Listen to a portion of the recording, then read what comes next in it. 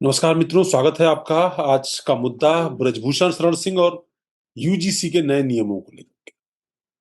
हम जब इस बात को कर रहे हैं तो इस वक्त दो अलग-अलग तरह के विमर्श सामने आ चुके हैं। एक तो बड़ा फैसला हुआ, सुप्रीम कोर्ट ने इस पूरे मामले को स्टे कर दिया है, यानी जो नए नियम हैं वो फिलहाल लागू नहीं किए जा सकते। उन नियमों को लागू करने पर सुप्रीम कोर्ट ने रोक लगा दी और माना है कि जो नियम है ये प्रथम दृष्टया ही इस प्रकार का दिखाई पड़ते हैं जो आर्टिकल 14 का उल्लंघन करते हुए दिखाई पड़ते हैं, यानी आप पहले ही किसी को दोषी करार दे रहे हैं। इस तरह का इशारा जो तमाम लोग बाग कर रहे थे, सोशल मीडिया से लेकर के तमाम सारी जगहों पर मोर्चे निकल रहे थे, लोग प्रदर्शन कर रहे थे, लोग सरकार से मांग कर रहे थे कि नियम आर्टिकल 14 का उल्लंघन है। ब्रजभूषण शरण सिंह से भी पिछले काफी दिनों से इस पूरे मुद्दे को लेकर के सवाल पूछे जा रहे थे। जब सवाल पूछे जा रहे थे तो वो सवाल दिन पर दिन टालते जाते थे।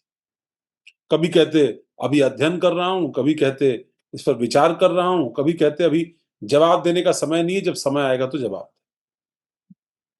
पर अंततः ब्रजभूषण शरण सिंह ने इस मुद्दे पर एक 8 मिनट का वीडियो अपने सोशल मीडिया प्लेटफॉर्म पर, और उस 8 मिनट के वीडियो में ब्रजभूषण शरण सिंह अंत में इस निष्कर्ष पर पहुंचते हैं। पहले वो वीडियो आप सुन लीजिए और उसके बाद फिर हम इस बारे में बात करेंगे। मोटा मोटी जो वो कहना चाहते हैं वो बात पहले आप सुन। मैं इस कानून के पूर्णतः विरोध में हूं। अगर जरूरत पड़ेगी तो आंदोलन होगा, लेकिन आंदोलन में केवल क्षत्रिय नहीं होंगे, सनातन धर्म के मानने वाले सब होंगे, दलित भी होंगे, पिछड़े भी होंगे। ऐसे ऐसे कानून की जरूरत नहीं है जो कानून हमको बांटता हो। ऐसे कानून की जरूरत नहीं है। तो कृपया हाथ जोड़ करके विनती है, मैं बहुत छोटा आदमी हूँ, मैं जानता हूँ कि इसका असर पता नहीं आप पर पड़े कि ना पड़े, लेकिन ये गांव ऐसे नहीं चलता है। अगर इस लोकतंत्र को जिंदा रहना है तो गांव में क्या हो रहा है इसको देखना पड़ेगा। ऑफिस में बैठ करके आप गांव को नहीं देख सकते, तो कृपया यह बंद करिए। तो आपने सुना, ब्रजभूषण न सिर्फ ये बात कह रहे हैं कि यूजीसी के जो नए नियम हैं वो गलत हैं, गड़बड़ हैं, पारदर्शी नहीं है, न्याय संगत नहीं है, बल्कि वो कह रहे हैं कि वो ललकार रहे हैं, एक तरीके से सिर्फ कह नहीं रहे हैं, वो ललकार रहे हैं, चेतावनी दे रहे हैं कि अगर इस पर सरकार ने फैसला नहीं लिया तो अगर जरूरी पड़ेगा या जरूरत होगी तो वो आंदोलन का रास्ता भी अख्तियार करेंगे। अब दरअसल ब्रजभूषण शरण सिंह के लिए बड़ी पसोपेश की स्थिति थी और शायद इसलिए उन्होंने 2-3 दिनों का इस पूरे मुद्दे पर प्रतिक्रिया देने में टाइम निकाला। हम सब लोग भी उनकी आलोचना कर रहे थे, इसलिए आलोचना कर रहे थे क्योंकि वो हर मुद्दे पर बोलते हैं। उन्होंने ब्राह्मणों की बैठक पर बोला, क्षत्रिय समाज के विधायकों की बैठक हुई उस पर बोला। कोई मुद्दा शायद ही वो ऐसा रहता हो जिस मुद्दे पर वो मुखर प्रतिक्रिया देने के लिए नहीं जाते। पर एक तरफ यूजीसी का मामला था, दूसरी तरफ देश भर में तमाम सारी जगहों पर प्रोटेस्ट हो रहे थे, राज्य दर राज्य प्रोटेस्ट हो रहे थे। सोशल मीडिया पर लोग लिख रहे थे, कहीं डॉक्टर्स, कहीं वकील, कहीं छात्र, सब बाहर निकल के आंदोलित थे। और ये स्वस्फूर्त आंदोलन था, इसका कोई ऑर्गेनाइजेशन नहीं था, कोई ऑर्गेनाइजेशनल स्ट्रक्चर नहीं था। बिना स्ट्रक्चर के इस मूवमेंट ने देश में सत्ता में बैठी हुई पार्टी के ऊपर लगातार एक प्रभावी दबाव बनाया। न सिर्फ देश में बल्कि राज्यों में भी तमाम सारी जगहों पर मुश्किलें हुई और प्रदर्शनकारियों ने प्रदर्शन किए। आमतौर पर विपक्ष के अगर प्रदर्शनकारी होते हैं तो सत्ता पक्ष उन पर लगाम लगाता है, उनको घर में बिठा देता है, उनके आयोजकों, उनके चेहरों या उनके जो नेता होते हैं उनको घरों में नजरबंद कर दिया जाता है ताकि आंदोलन फेल हो जाए। पर यह आंदोलन फेल नहीं हो सकता था क्योंकि इसमें पता ही नहीं था कौन नेता हो, कौन अगुवा है, कौन इस मार्च को ऑर्गेनाइज कर रहा है, कौन यहाँ पर पुतला फूक रहा है, कौन यहाँ पर पोस्टर निकाल रहा है, पोस्टर छाप रहा है, सोशल मीडिया पर कौन लिख रहा है, बहस कर रहा है। बहुत सारे सोशल मीडिया इन्फ्लुएंसर्स भी लगातार और खास तौर पर जो pro BJP, pro NDA, pro Modi, Yogi, इस तरह के मंतव्य वाले लोग थे, वो भी खुल करके आलोचना कर रहे। तिराहों चौराहों पर, गलियों में, पान की दुकानों पर, चाय की दुकानों पर भी इस मुद्दे की चर्चा सरेआम थी। और फिर जब ब्रजभूषण शरण सिंह के बारे में बात आई, और ये बात कैसे आई? ये बात यहां से आई कि ये हुआ कि ड्राफ्ट कमेटी में ब्रजभूषण शरण सिंह के बेटे जो उनकी जगह कैसरगंज से सांसद हैं, उनका टिकट कट गया था 24 में, और करण भूषण जो उनके छोटे बेटे हैं उनको वहां से उम्मीदवार बनाया। और करण भूषण इस ड्राफ्ट कमेटी के लोकसभा के सदस्यों की जो है सूची में है, उनका नाम है, वो उस ड्राफ्ट कमेटी के मेंबर। ये बात आई कि ड्राफ्ट कमेटी के मेंबर हैं उनके बेटे, और ड्राफ्ट कमेटी ने कहा जा रहा था कि इसको लेकर के अपना अप्रूवल दिया।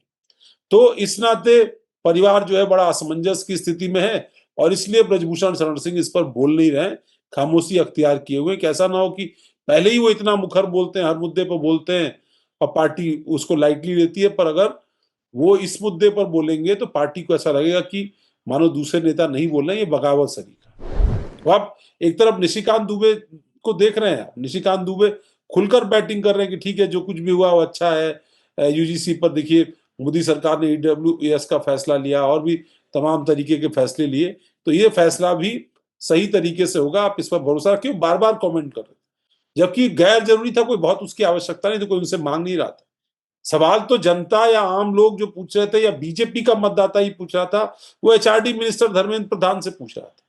वो सवाल पूछ रहा था बीजेपी की सरकार से, प्रधानमंत्री नरेंद्र मोदी से पूछ रहा था। यूजीसी के चेयरमैन से सवाल पूछ रहा था कि आप क्यों खामोश हैं। उन सांसदों विधायकों से पूछ रहा था जिन्होंने उनके मत लिए या उनके कोटे से वो सांसद विधायक मंत्री बनकर के बैठे हुए, उनसे सवाल पूछे जा रहे थे। पर ब्रजभूषण शरण सिंह से सवाल पूछे जाने का यही कारण सबसे बड़ा था कि उनके बेटे करण भूषण सिंह ड्राफ्ट कमेटी के मेंबर थे। वो आप ये नाम देख लीजिए, इसमें इस नंबर पर आप ये करण भूषण का नाम आप देख लीजिए कि इस कमेटी में उनका नाम दिखा।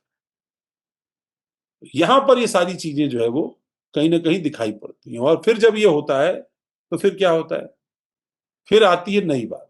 नई बात क्या आती है? नई बात आती है प्रतीक भूषण, जो गोंडा से विधायक हैं, ब्रजभूषण शरण सिंह के बड़े बेटे, दूसरी बार के विधायक हैं प्रतीक। प्रतीक जो है वो एक ट्वीट पोस्ट करते हैं, और उस पोस्ट में वो ये कहते हैं कि किस तरीके से, जो ऐसा कहा गया कि जब हम सवाल उठाते थे तो हमसे कहा गया कि जो अतीत की गलतियां हैं, जो अतीत के विषय हैं, उनको भूल जाना चाहिए।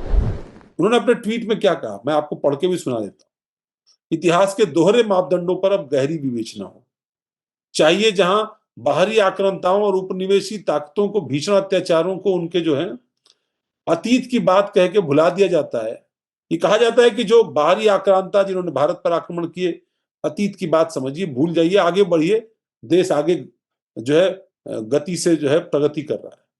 उपनिवेशी ताकतों को, जो उनका अत्याचार था, उसको भी कहा गया भाई चलिए ठीक है, एक दौर में अत्याचार हुआ, पर आप ये मत भूलिए कि भारतीय व्यक्ति जाके इंग्लैंड का प्रधानमंत्री भी बन गया। तो आप अतीत की बात इसको समझिए और इसको भूल जाइए, नई बात पर निकल।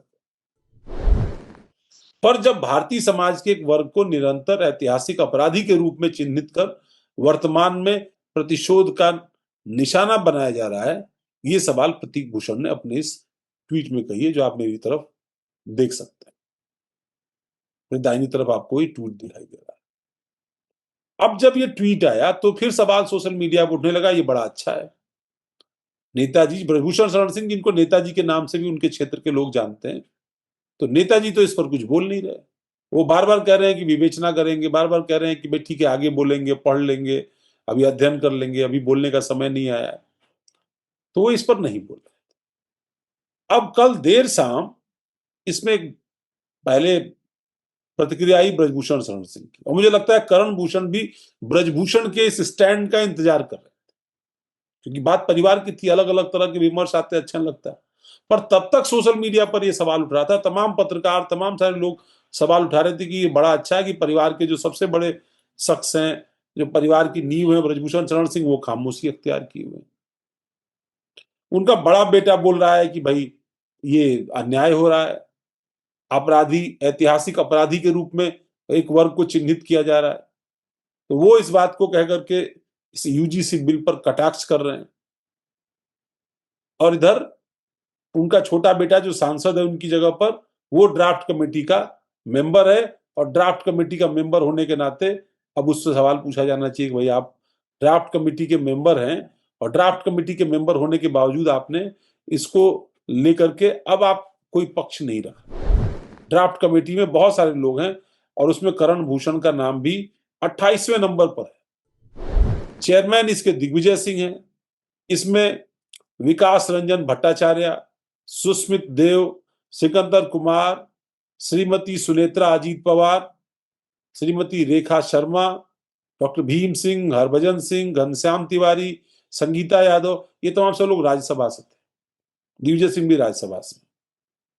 फिर इसके बाद इसी तरीके से ब्रजमोहन अग्रवाल, बिमोल जी, इसके अलावा रचना बैनर्जी, इस तरीके से शोभानबेन बारैया, इसके अलावा दर्शन सिंह चौधरी, जितेंद्र कुमार दोहरे, वर्षा एकनाथ गायकवाड़, अभिजीत गंगोपाध्याय, हेमंत जोशी, अमर शरद काले, कालीपाड़ा सरेन, खेरवाल, इस तरीके से संबित पात्रा, रविशंकर प्रसाद, पूर्व कानून मंत्री, पटना साहिब के एमपी, राजीव राय, जियाउर रहमान, करण भूषण 28वें नंबर पर, करण भूषण 28वें नंबर, बांसुरी स्वराज, और इसी तरीके से कामाख्या प्रसाद तेसा और टी सुमाथी, ऐसे तमाम सारे लोग इस ड्राफ्ट कमेटी के मेंबर हैं जो 26 सितंबर 2024 को कॉन्स्टिट्यूट हुई थी। बड़ा दिलचस्प था। लेकिन तब बात सामने निकल करके आई जब ब्रजभूषण शरण सिंह ने अपना बयान सामने रख दिया। ब्रजभूषण अपने बयान में क्या कहते हैं? ब्रजभूषण बहुत साफ तौर पे कहते हैं, मैं फिर से आपको कहता हूं कि अगर सरकार ने इस पक्षपाती आंदोलन को वापस नहीं लिया तो वो इसके खिलाफ आंदोलन भी करेंगे, चेतावनी थी। तो एक पॉलिटिकल स्टैंड ब्रजभूषण शरण सिंह ने इसमें लिया, लोगों को, अपने समर्थकों के मंतव्य को समझ करके, या जैसे वो सोशल मीडिया पर उनकी बड़ी मुखर प्रतिक्रिया रहती है, बड़ी फॉलोइंग है, इसलिए वो केवल गोंडा कैसरगंज तक सीमित नहीं रहते बल्कि बहुत सारे लोग उनको सोशल मीडिया पर फॉलो करते हैं, इसलिए वो अलग अलग तरह के काम करते हैं। खासतौर पर जब से वो लोकसभा से हटे हैं, लोकसभा के सदस्य नहीं है 2024 से, तब से वो लगातार कोई ना कोई आयोजन, कोई ना कोई बात, कोई ना कोई इंटरव्यू, इसके माध्यम से सोशल मीडिया की सुर्खियों में बने रहते हैं। अब जब इनका बयान आ गया तब करण भूषण का स्पष्टीकरण आता है, और वो स्पष्टीकरण भी मैं आपके सामने पढ़ देता हूं। सोशल मीडिया पर समाचार चैनलों के माध्यम से मीडिया के बड़े धड़े द्वारा, ये भी मैं आपके यहां मेंशन कर देता हूं, यूजीसी के नए नियमों को लेकर मेरे विरुद्ध अनेक प्रकार की भ्रांतियां फैलाई जा रही है। मेरा पक्ष जाने बगैर ऐसा कैंपेन चलाया जाना दुर्भाग्यपूर्ण है। अब सवाल यह है कि भाई जब बड़े भाई ने प्रतिक्रिया दी तो उसे किसी ने प्रतिक्रिया मांगी तो थी नहीं, आप भी अपनी प्रतिक्रिया दे देते, और चूंकि आप ड्राफ्ट कमेटी के मेंबर थे आपको प्रतिक्रिया दे देनी चाहिए थी। पर मुझे लगता है शायद आपने इंतजार किया कि ब्रजभूषण शरण सिंह अपनी प्रतिक्रिया दे दें, उनकी प्रतिक्रिया के बाद आपकी प्रतिक्रिया आएगी। वो कह रहे हैं कि मैं स्पष्ट चाहता हूं कि करना चाहता हूं कि संसद की जिस स्टैंडिंग कमेटी का मैं सदस्य हूं, वही ड्राफ्ट कमेटी, उस कमेटी का इन नियमों के निर्माण में कोई योगदान नहीं। वे कह रहे हैं कि इन नियमों के निर्माण में हमारी कमेटी का कोई योगदान ही नहीं। अब इतने दिन से सोशल मीडिया पर तो दिग्विजय सिंह भी गाली खा रहे हैं, रविशंकर प्रसाद को भी कोसा जा रहा है, बांसुरी स्वराज से भी सवाल पूछा जा रहा है। खैर, करण भूषण ये कह रहे हैं कि मेरी भावनाएं हमारे समाज के लोगों के साथ हैं। मेरी मांग है कि यूजीसी अपने नियम पर पुनर्विचार करते हुए जन भावना का सम्मान करे और इसमें आवश्यक सुधार को लेकर जिससे समाज में जाति आधारित किसी प्रकार की वैमनस्यता न फैले। हम अपने शिक्षण संस्थानों को जातिगत युद्ध का केंद्र बनने नहीं दे सकते, हमको सबको साथ लेकर चलना चाहिए। ये बात कह रहे हैं करण भूषण सिंह। ये तब कह रहे हैं जब ब्रजभूषण शरण सिंह की प्रतिक्रिया, और ये बात तो आपको माननी पड़ेगी कि ब्रजभूषण शरण सिंह कम से कम प्रतिक्रिया देने में दूसरे नेताओं की अपेक्षा बेबाक, चाहे जातिगत बैठकों को लेकर के हो, किसी और मुद्दे पर हो, धर्म के मुद्दे पर हो, कई सारे मुद्दों पर उन्होंने बयान देने से खुद को कभी नहीं रोका। हालांकि कुछ कुछ एक दो मुद्दे ऐसे होते हैं जिन पर वो निजी संबंधों के नाते वो ठहर जाते हैं, वो अपने आप को, अपनी वाणी को रोक देते हैं। ऐसा लगा था कि इस बिल के मुद्दे पर चूंकि केंद्र की सरकार से जुड़ा हुआ है, सीधे प्रधानमंत्री से जुड़ा हुआ है, सीधे सरकार के एजेंडे से जुड़ा हुआ है, ऐसा ना हो कि ब्रजभूषण पीछे रह जाए। पर उन्होंने एक लंबी प्रतिक्रिया दी है, कुछ वीडियो में वो अपने नाती पोतों सबके साथ मौजूद है, और वहां पर वो सोशल मीडिया का सिंबलिज्म भी समझ चुके हैं कि किस तरीके से किस बात को कहना है, और उन्होंने उसी अंदाज में, अपने अंदाज में, जो उनका अपना अंदाज है सोशल मीडिया वाला, उसी अंदाज में ये बात कह करके कहीं ना कहीं सरकार को प्रेशर में लाने की कोशिश की। कम से कम उनके सवर्ण नेता, सामान्य वर्ग से आने वाले जो नेता हैं, वो सरकार के इस फैसले के साथ नहीं है, वो खिलाफ हैं। आज अभी चुनाव दूर है तो ये दूरी थोड़ी सी है भी बनी हुई, लेकिन अगर चुनाव नजदीक होंगे, विपरीत परिस्थितियां होंगी, तो वो सत्ता पक्ष के साथ रहें या न रहें, इस पर भी फैसला कर सकते हैं। फिलहाल ये सारे विमर्श सुप्रीम कोर्ट के इस आदेश के बाद थोड़ा सा किनारे शिफ्ट हो गए। एक शिफ्टिंग हुई है इसको लेकर के, क्योंकि ये एजेंडा ट्रेंडिंग एजेंडा था, लगातार सवाल उठ रहे थे। पर इसलिए हमने आपसे कहा कि भाई ठीक है, सुप्रीम कोर्ट ने अब इस पर रोक लगा दी, लेकिन इसमें इस पूरे आंदोलन में एक महत्वपूर्ण हिस्सा था ब्रजभूषण शरण सिंह के परिवार का बयान, उनका खुद का जो विमर्श था, उनका खुद का जो पक्ष था, उसका सामने आना। और इस बार जब उन्होंने ये पक्ष रखा है, मजबूती से ही रखा है, इस कोशिश के साथ रखा है कि अगर वो जो उनकी फॉलोइंग है, वो लोग क्या चाहते हैं, उनसे क्या अपेक्षा रखते हैं, इन तमाम चीजों पर की एक अंडरस्टैंडिंग बनाने के बाद, तमाम सारी प्रतिक्रियाओं को देखने के बाद ब्रजभूषण सामने आए हैं और उन्होंने एक लंबी चौड़ी अपनी प्रतिक्रिया जो है वो दी है। और उनकी प्रतिक्रिया वायरल होती है, उस पर लोगों का रिएक्शन आता, शायद रिएक्शंस बहुत आए भी, बहुत सारे लोगों ने इसको सराहा भी।